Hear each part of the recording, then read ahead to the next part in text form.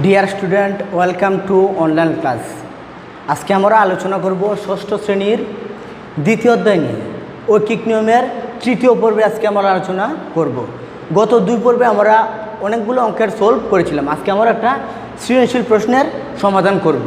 তাহলে প্রশ্নটা কি, আসো আমরা শুরু করি। প্রশ্নটা হলো, রিয়াদ ষষ্ঠ শ্রেণীতে পড়ে।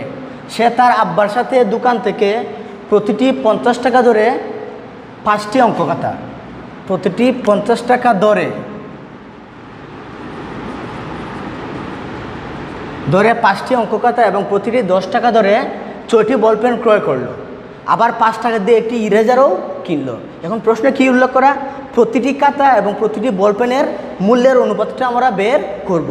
অনুপাত তো আমরা আগে বলেছিলাম, এটা একটা ভগ্নাংশ, অর্থাৎ দুটো রাশির মধ্যে তুলনা, এটাই আমরা অনুপাত বলছি। অর্থাৎ আমাদের প্রশ্নে বের করতে হবে প্রতিটি খাতা এবং প্রতিটি বলপেনের মূল্যের অনুপাতটা আমাদের বের করতে হবে। তাহলে প্রতিটি বলপেনের মূল্য কত? প্রতিটি বলপেনের মূল্য 10 টাকা আর প্রতিটি খাতার মূল্য 50 টাকা।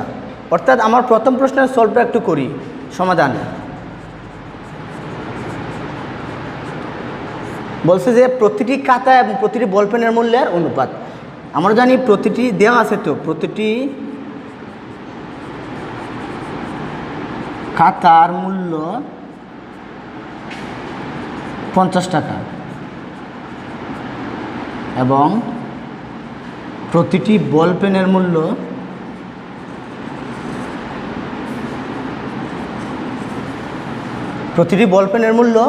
10 টাকা। এখন আমাদের এই দুটো জিনিসের মধ্যে অনুপাতটা বের করতে হবে। তাহলে প্রতিটি খাতা এবং প্রতিটি বলপেনের মূল্য অনুপাতটা কীভাবে বের করব? সুতরাং খাতা অনুপাত বলপেন ইজ ইকুয়াল টু প্রতিটি খাতার মূল্য 50 টাকা অনুপাত প্রতিটি বলপেনের মূল্য 10 টাকা। এখন আমরা অনুপাত বলতে তো আমরা বলছি ভগ্নাংশ, তাহলে ভগ্নাংশটা কী হবে? খাতা অনুপাত ball peen is equal to 50/10 is equal to এই 0 কাটা, তাহলে খাতা অনুপাত বলপেন ইজ ইকুয়াল টু 5/1। এটাই আমাদের কাঙ্ক্ষিত আনসার বা উত্তর। আবারও বলছি যে আমাদের বের করতে হবে মূল্যের অনুপাত। অনুপাত বলতে আমরা কি জানি? একটা ভগ্নাংশ, অর্থাৎ দুটো রাশির মধ্যে তুলনা। এখানে প্রশ্নে উল্লেখ করা প্রতিটি খাতা এবং প্রতিটি বলপেনের মূল্যের অনুপাতটা বের করার কথা বলছে। তাহলে আমরা প্রশ্নে কী দেওয়া আছে? প্রতিটি খাতার মূল্য কিন্তু 50 টাকা এবং বলপেনের মূল্য 10 টাকা। আমার খাতা অনুপাত বলপেন ইজ ইকুয়াল টু 50/10। এটা থেকে আমরা খাতা অনুপাত বলপেনের অনুপাত বের করলাম 5/1। এটাই আমাদের প্রথম প্রশ্নের আনসার। এখন আসো আমরা দ্বিতীয় প্রশ্নটা সমাধান করি। এটা কেটে নেই। দ্বিতীয় প্রশ্নটা কি? মোট খাতা এবং মোট বলপেনের মূল্যের অনুপাত। তাহলে আমরা মোট খাতা তো জানি না, আমরা জানি একটি খাতার দাম 50 টাকা এবং 5টি খাতার দাম কত, এটা আমাদের বের করতে হবে। তাহলে আমরা আগে বের করি। একটি খাতার দাম 50 টাকা, কিন্তু প্রশ্ন উল্লেখ করা যে 5টি খাতা, সুতরাং 5টি খাতার দাম, একটি খাতার দাম যদি 50 টাকা হয় তাহলে 5টি খাতার দাম হবে বেশি, যদি বেশি হয় তাহলে হয় গুণ।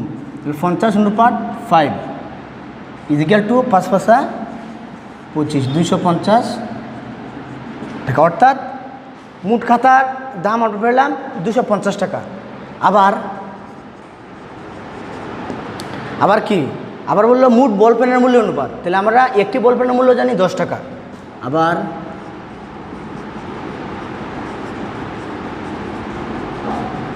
একটি বলপেনের মূল্য 10 টাকা। সুতরাং আমাদের বের করতে হবে 6টি বলপেনের মূল্য। সুতরাং 6টি বলপেনের মূল্য 10 × 6 এত টাকা ইজ ইকুয়াল টু 6×10=60 টাকা। অর্থাৎ আমাদের মোট খাতার মূল্য বের হলো 250 টাকা, আর মোট বলপেনের মূল্য বের হইলো 60 টাকা। এখন আমাদের বের করতে হবে মোট কাতা এবং মোট বলপেনের মূল্যের অনুপাতটা বের করতে হবে। তাই সুতরাং প্রশ্ন মতে আমরা সমাধানের দিকে যাই। প্রশ্ন মতে মোট কাতার মূল্য অনুপাত মোট বলপেনের মূল্য। তাহলে অনুপাতটা কী হবে? মোট কাতার মূল্য 250 টাকা আর মোট বলপেনের মূল্য 60 টাকা। এখন আমরা একটু সমাধান করি। মোট কাতার মূল্য মোট বলপেনের মূল্য ইজিক্যাল টু মোট কাতার মূল্য 250 টাকা আর মোট বলপেনের মূল্য 60 টাকা। তাহলে আমাদের এই 0 0 কাটা, তাহলে আমাদের আনসার হবে সুতরাং মোট কাতা অনুপাত মোট বলপেন ইজিক্যাল টু 25:6। এটাই আমাদের দ্বিতীয় প্রশ্নের আনসার। আসো আমরা গণম প্রশ্নের সমাধান করি।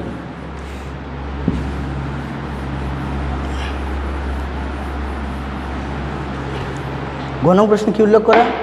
প্রতিটি বলপেনের মূল্য প্রতিটি কাতার মূল্য শতকরা কত?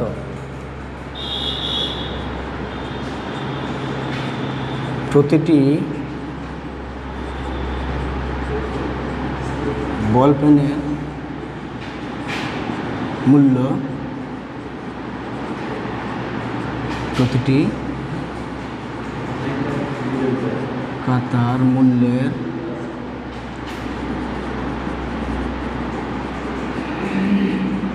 শতকরা কত? আমাদের প্রশ্নে উল্লেখ করা প্রতিটি বলপেনের মূল্য প্রতিটি কাতার মূল্যের শতকরা কত? আমরা শতকরা নির্ণয় করব। তো শতকরার ক্ষেত্রে আমরা কী জানি, প্রথমে একটা ভগ্নাংশ হতে হবে। তাহলে আমরা প্রতিটি বলপেনের মূল্য এবং প্রতিটি কাতার মূল্যের একটা ভগ্নাংশ বের করি আগে, তারপর এই ভগ্নাংশ থেকে আমরা শতকরাটা নির্ণয় করব। তাহলে সমাধান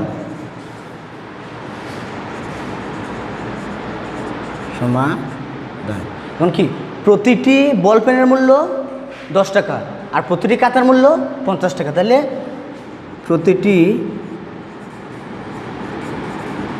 বলপেন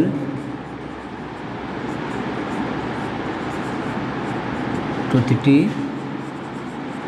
কাতার 50/10 অংশ। আমাদের ভগ্নাংশ নির্ণয় করা শেষ। প্রতিটি বলপেন প্রতিটি কাতার 10/50 অংশ। এখন আমরা তো ভগ্নাংশ পেয়ে গেলাম, এই ভগ্নাংশ থেকে আমাদের শতকরা নির্ণয় করা তো আগে শিখেছি। অর্থাৎ শতকরার ক্ষেত্রে আমাদের মূল উদ্দেশ্য থাকবে হরকে 100 তৈরি করা। এখন আমরা এটাকে 100 তৈরি করতে একদম ইজি। 50 × 2 অর্থাৎ 50 দুগুণা 100। যেহেতু আমরা 2 দ্বারা গুণ করেছি, উপরেও আমরা 2 দ্বারা গুণ করব। 50 দুগুণা 100 আর 10 দুগুণা 20, অর্থাৎ আমাদের শতকরা নির্ণয় করা হয়ে গেল। যেহেতু নিচে 100 চলে আসছে, এই জন্য আমরা এটা লিখতে পারি 20%। এটাই আমাদের এই প্রশ্নের আনসার। প্রতিটি বলপেনের মূল্য প্রতিটি কাতার মূল্যের শতকরা 20%। তাহলে আমরা লাস্ট প্রশ্নটার সমাধান করি।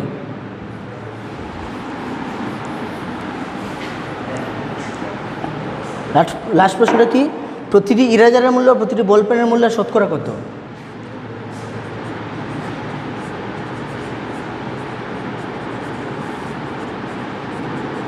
প্রতিটি ইরেজারের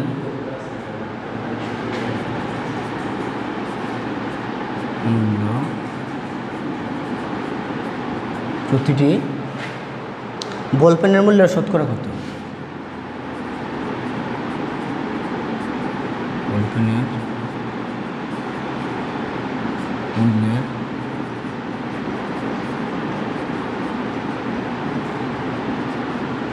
শতকরা কত? প্রশ্নটা কি, প্রতিটি ইরেজারের মূল্য প্রতিটি বলপেনের মূল্যের শতকরা কত?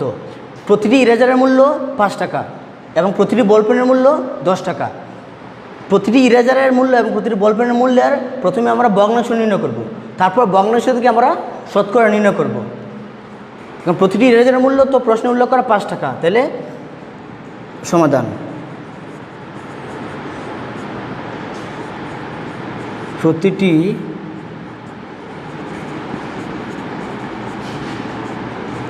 ইরেজার প্রতিটি বলপেনের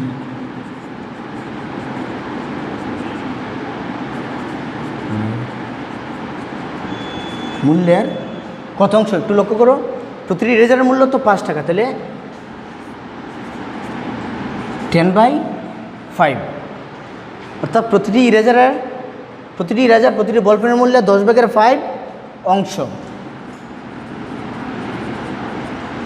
আমরা এই প্রশ্নের ভগ্নাংশ পেয়ে গেলাম। তাহলে ভগ্নাংশ পেয়ে গেলে আমাদের তো শতকরা নির্ণয় করা একদম সহজ, কারণ আমরা শতকরার ক্ষেত্রে কী জানি, শতকরার ক্ষেত্রে হর সবসময় হয় 100। আমাদের যে কোনো প্রকারেই হরকে আমাদের 100 বানাতে হবে। এখন এটাকে কীভাবে আমরা 100 বানাবো, 10 × 10, 10 10 100। যেহেতু আমরা নিচে 10 দ্বারা গুণ করেছি, ঠিক তেমনভাবে আমরা উপরেও 10 দ্বারা গুণ করব, কারণ আমরা জানি একই সংখ্যা দ্বারা লব এবং হরকে গুণ, ভাগ, যোগ বিয়োগ করলে মানের কোনো পরিবর্তন হয় না।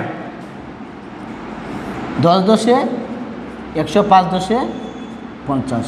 আমাদের অলরেডি হর কিন্তু 100-তে চলে আসছে, অর্থাৎ আমাদের আনসারটা হবে 50%। এটাই আমাদের কাঙ্ক্ষিত আনসার। তো ডিয়ার স্টুডেন্ট, আজকে ছিল এই পর্যন্তই। দেখা হবে আগামী কোনো এক পর্বে। সে পর্যন্ত সবাই ভালো থাকো, সুস্থ থাকো।